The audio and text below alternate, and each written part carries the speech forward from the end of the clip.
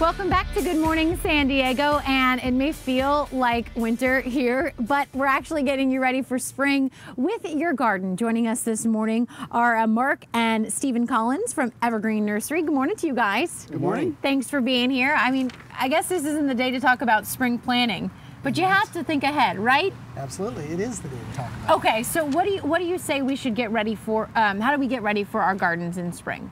Well, everybody wants to have edible gardens these days, you know? Yeah. And if you haven't been to a grocery store, it's expensive to go to a grocery store. Sure. But the big deal is the food that you get from your yard is better than you can buy. Okay, so that's a big part. So you brought a few examples So in we for us. brought a bunch of examples. One of the main things we brought, which is a function of the weather, all these things are in bloom now a lot earlier than they usually are.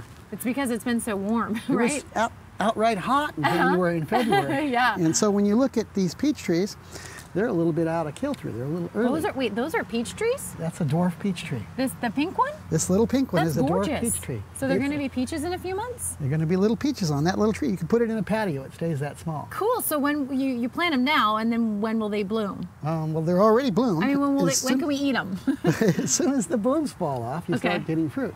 Okay. Then the bigger ones, this is an apple tree. Oh, wow, that's beautiful. It really is pretty. This is a nectarine over here, the pink one. I had no idea they were so beautiful before the fruit showed up. Right, there's a little bonus. Yeah, you don't just get the fruit, but you get a beautiful tree. So you're saying now is the time to get these in the ground? Now's the time. One of the unique things that happened because it was so hot, people buy these things when they're naked and don't have anything on them at discount stores or wherever in bare rut. But it was so hot, a lot of those trees died. Okay. So container stock, you know that each one of these blossoms is going to turn into a fruit. Okay. So that makes a big difference. All right. There's a few little things you got to do though. Yeah. Among them is, even if you have older fruit trees in your yard, you need to remember to prune them. Okay. Because each one of these blossoms is going to have a fruit. That's way too much fruit. So Steve's going to talk about that. Tell us about it, Stephen. Yeah, you want to do both summer and winter pruning, and as we get into spring and further into summer, you're going to want to do your summer pruning. And to do that, you just want to thin out the tree so that it can get light into the trees to produce bigger fruit. Okay. So you just want to, these are really young trees, so there's not a whole lot to do, but you just want to go into the tree and then you would just cut some of the internal branches off. Like the little baby ones? Yeah. That aren't doing so well? To give space for the other ones so that you can produce bigger and better fruit. And you want to knock off some of the fruit as they begin to set. After these blossoms fall off, the fruit will begin to set. And if there's too many fruit, the